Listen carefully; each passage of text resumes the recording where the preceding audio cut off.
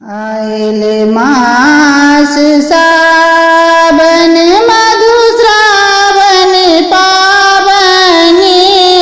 मान राम पावनी महान राम चलो सखी सब लोरब फूल पूजब बिसहरी माई राम चलो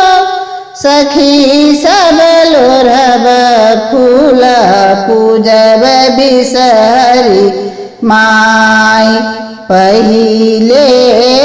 पूजब बासुकी नाग राम बासुकी नाग राम कनक पात पर लाबा दूध चढ़ाब राम कनक पात पर लाबा दूध चढ़ाब उजर चाउर चनैयाहू के चढ़ाब चनैयाहू के चढ़ाब राम हमारो पवन तीन सुहावे के आशीष देने जाब राम हमारो पवन तीन सुहावे के आशीष देने जाब उजर फूल चनैयाहू के चढ़ाब चनैयाहू के चढ़ाब राम हमारो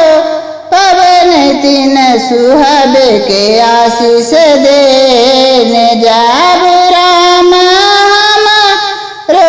पवन तीन सुहावे के आशीष देने जाब आचर से झाँपी झाँपी गौरी हम पूजब राम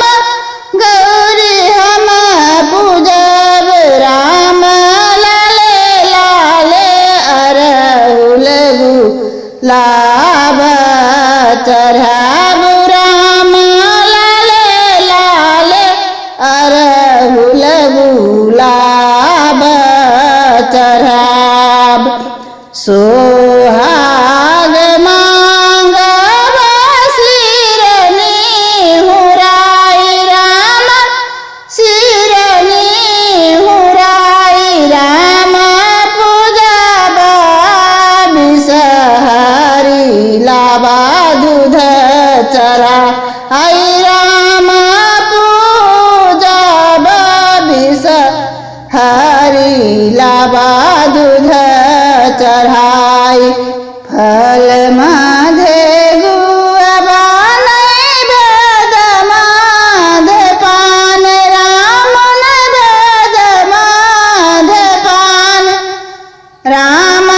देवी माध पाँचो बहिनी होने सहा